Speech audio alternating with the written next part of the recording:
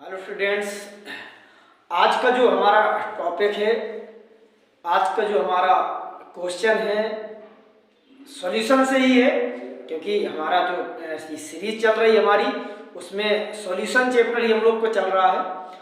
कल हमने आप लोगों को बताया था कि परासरण दाब क्या होता है, ऑस्मोटिक प्रेशर क्या होता है, और उसमें ऑस्मोसिस क्या होता है और डिफ्यूजन क्या होता है। आज हम लोगों का जो क्वेश्चन है वो क्वेश्चन है हिंदी मीडियम वालों के लिए भी और जो इंग्लिश मीडियम वाले हैं उनके लिए भी।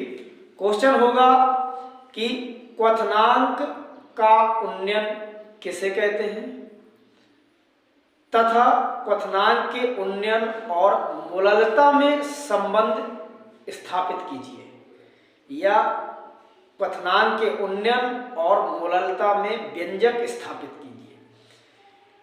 तो ये क्वेश्चन आपका आएगा सीधे सीधे, what is the molar elevation constant and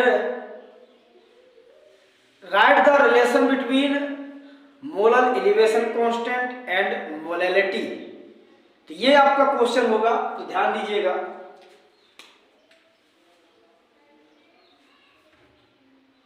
क्वथनांक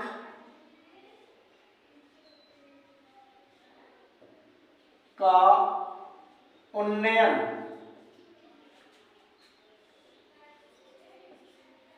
किसे कहते हैं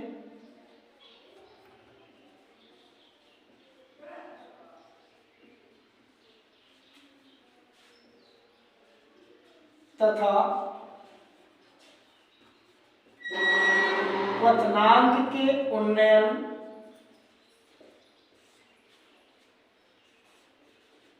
और मोललता में संबंध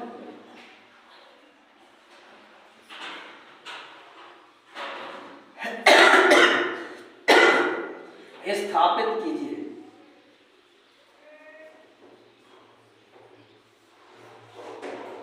ये आपका क्वेश्चन होगा। तो सबसे पहले हम लोग बात करेंगे आंसर में क्वथनांक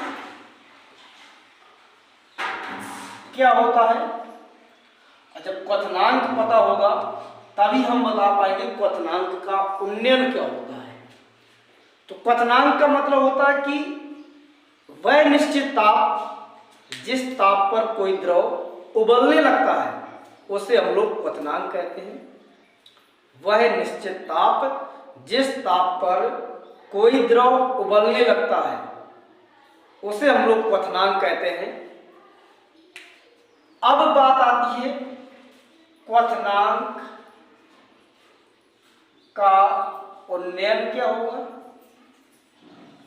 तो क्वथनांक के उन्नयन की जब बात आएगी, जिस प्रकार से वाष्प दाब का अपेक्षित अवनमन हम लोगों ने पढ़ा था, ऐसा ही है कि मान लीजिए ये कोई हमने प्योर सॉल्वेंट ले लिया है जिसमें क्वथनांक है T0, और जब इसमें एक कोई अवाष्पशील नॉन वोलेटाइल सॉल्यूट डाल देते हैं तो इसका जो है क्वथनांक हो जाता है TS। उन्नयन मीन्स होता बढ़ना, इस शब्द से देखना है।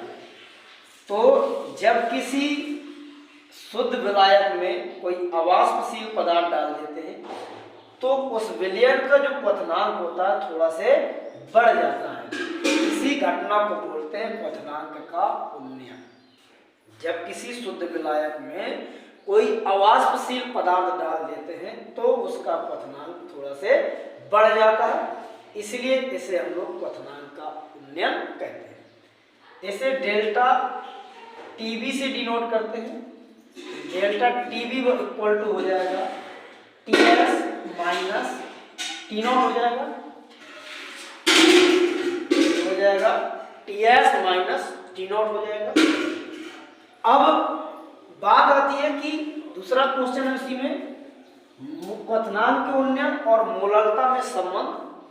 तो क्या होता है, जो डेल्टा टीबी डायरेक्टली प्रोपोर्शनल हुआ करता है मोलैलिटी के, जो क्वथनांक का उन्नयन होता है, मोलर एलिवेशन कांस्टेंट होता है, डायरेक्टली प्रोपोर्शनल होता है मोलैलिटी के।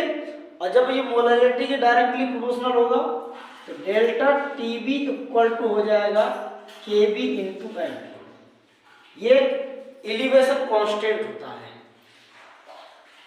क्या होता है, मोलर उन्नयन स्थिरांक बोलते हैं इसको, मोलर उन्नयन स्थिरांक मीन्स मोलर एलिवेशन कांस्टेंट बोलते हैं।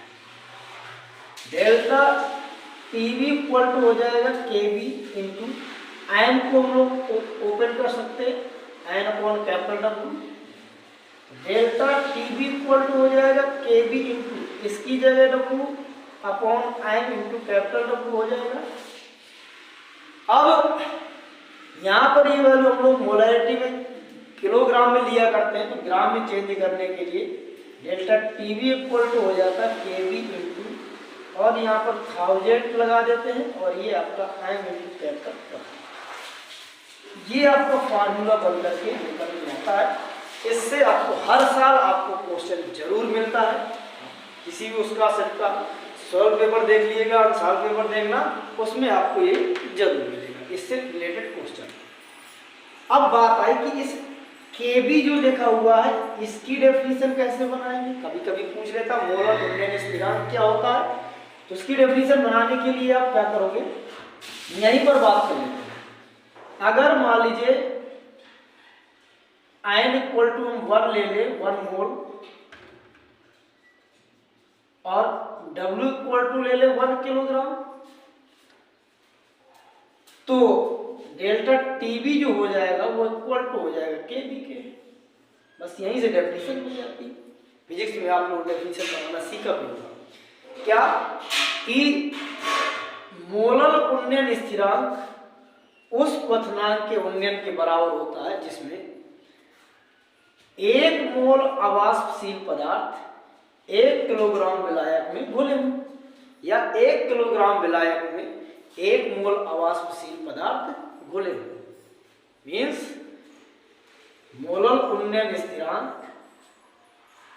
उस मोलर उन्नयन क्वथनांक के उन्नयन के बराबर होता है जिसमें 1 किलोग्राम विलायक में 1 मोल अवाष्पशील पदार्थ घुले। सीधी सी बात है, डेफिनेशन बनाना कोई कठिन थोड़ी ना, फिजिक्स में सीखा ही हो आप लोगों ने। फिर सुन लीजिए कि मोलर उन्नयन स्थिरांक उस क्वथनांक के उन्नयन के बराबर होता है जिसमें 1 किलोग्राम विलायक में 1 मोल अवाष्पशील पदार्थ घुले होते हैं। तो ये आपका जो कोलिगेटिव प्रॉपर्टी है उस कोलिगेटिव प्रॉपर्टी का थर्ड पार्ट था। पहला पार्ट हम लोगों ने पढ़ा था जिसमें राउल्ट्स लॉ निकाल के लाए थे, दूसरा पार्ट ऑस्मोटिक प्रेशर पढ़ा है हम लोगों ने, और ये तीसरा पार्ट है। इसके बाद एक पार्ट और बचेगा और फिर हम लोग इसके कुछ इंपॉर्टेंट जो क्वेश्चन होंगे उनकी चर्चा करेंगे, उनकी बात करेंगे।